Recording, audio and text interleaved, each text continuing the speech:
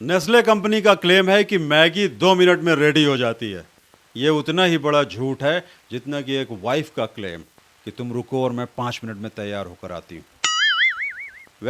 Nestle company ने यह माना कि उनके 60% प्रोडक्ट अनहेल्दी हैं और इसको कहते हैं ईमानदारी। जी हाँ, 60% प्रोडक्ट अनहेल्दी हैं, ट्रांसपेरेंसी। दरअसल कंपनी ये कहना चाहती है कि ए बेड़ो, इसी तरह से मैगी खाते रहने का क्या आए, और अपन ने पहले से बोल दिया कि मैगी अनहेल्दी है, आए मैगी खाते रहने का। अरे जब तुमको अपने हेल्थ का फिक्र नहीं तो अपन ने तुम्हारे हेल्थ का ठेका ले रखा है क्या, आए। और तुमको अगर इतना ही हेल्थ का फिक्र है तो करेले खाओ, आए नीम का जूस पियो, आए उसमें थोड़ा हेल्थ मिलेगा, आए। लेकिन तुमको तो टेस्ट मांगता है क्या, टेस्ट, और अपन ने टेस्ट का पूरा ख्याल रखेला है क्या, आए। और बाद में ये नहीं बोलने का कि अपन ने तुमको बताया नहीं, आए। इधर सवारी अपने सामान का खुद जिम्मेदार है क्या, आए, समझा बेड़ो, आए। मैगी खाने का, हेल्थ की फिक्र नहीं करने का ज़्यादा, आए। मैगी ने अपना पॉइंट बिल्कुल क्लियर कर दिया है कि आखिर टेस्ट भी तो कोई चीज़ होती है, और क्या इतना हेल्दी अनहेल्दी के डिबेट में पड़ना है। मैगी 2 मिनट में रेडी हो जाती है। इसके अलावा भी मैगी के बहुत सारे फ़ायदे हैं। आज मैं आपको मैगी के 3 ऐसे फ़ायदे सुनाने वाला हूं जिन्हें सुनकर, जिन्हें जानकर आप ये बिल्कुल भूल जाएंगे कि मैगी अनहेल्दी है। पहला फ़ायदा, मैगी आपके पापों का प्रायश्चित करवा सकती है। जी हाँ। दूसरा फ़ायदा, मैगी आपको अपने बचपन में ले जा सकती है। और तीसरा फ़ायदा, मैगी आपको इंसल्ट और डिप्रेशन से बचा सकती है। जी हाँ। तो अगर आपको मुझ पर विश्वास नहीं हो रहा तो मैं आज आपको मैगी के इन 3 विज्ञापनों की याद दिला देता हूं। तो पहला विज्ञापन है जिसमें एक टीनएज गर्ल याद करती है पिछली शाम को, जब वो और उसके मॉम और डैड एक फिल्म देखने जाते हैं। फिल्म की कहानी कुछ ऐसी रही होगी जिसे देखने के बाद डैड महोदय को जीवन में पहली बार यह रियलाइज होता है कि पत्नी महोदया ने घर संभालने के लिए कितनी सैक्रिफाइस दी है।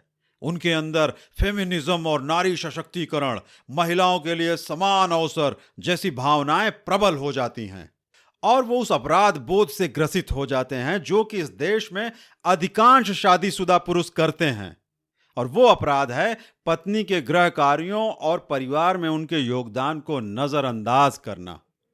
तो डैड महोदय अब इसका प्रायश्चित करना चाहते हैं।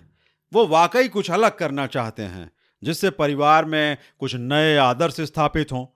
फैमिली को कुछ मैसेज देना चाहते हैं कि अब वो पुराने वाले गैर जिम्मेदार पति और पिता नहीं हैं, बल्कि अब घर में न्याय व्यवस्था स्थापित करने के लिए वो प्रतिबद्ध हैं।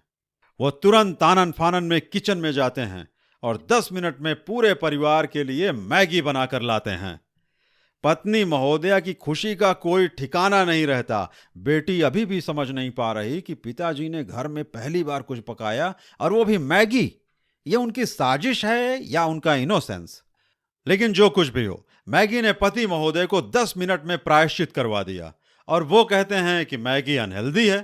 तो आप ही बताएं कि अब हम मैगी के इन छोटे मोटे अवगुणों पर क्रोध निकालें कि नारी सशक्तिकरण के इस महाआंदोलन में अपने योगदान पर गर्व की अनुभूति करें?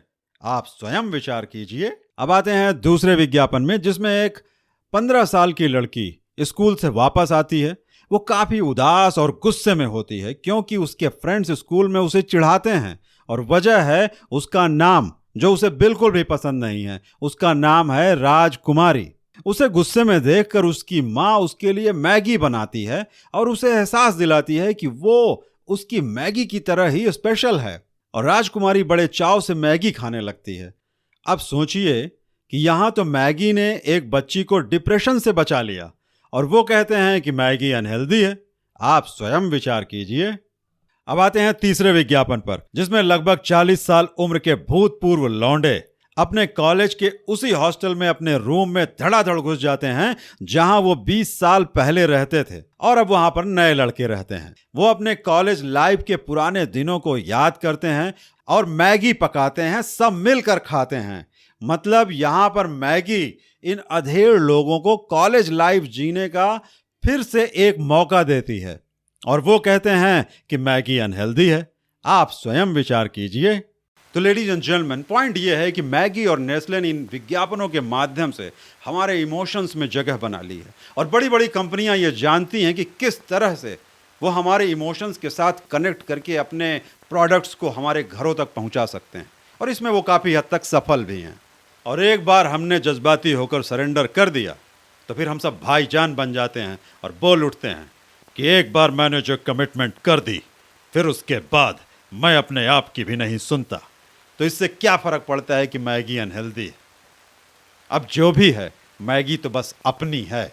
तो आखिर में मैं आपसे इतना ही कहना चाहता हूं कि देखें माथुर साहब, इतने जज्बाती ना बने, थोड़ी अपनी अकल लगाएं। हाँ, और चलते चलते थोड़ा सा जज्बाती हो जाएं, ये लाल वाला बटन जरूर दबा दें, सब्सक्राइब कर दें, लाइक और शेयर भी कर दें इस वीडियो को। और अगर आप ये वीडियो फेसबुक में देख रहे हैं तो इस पेज को लाइक कर दीजिए। Thank you for joining humour catalyst.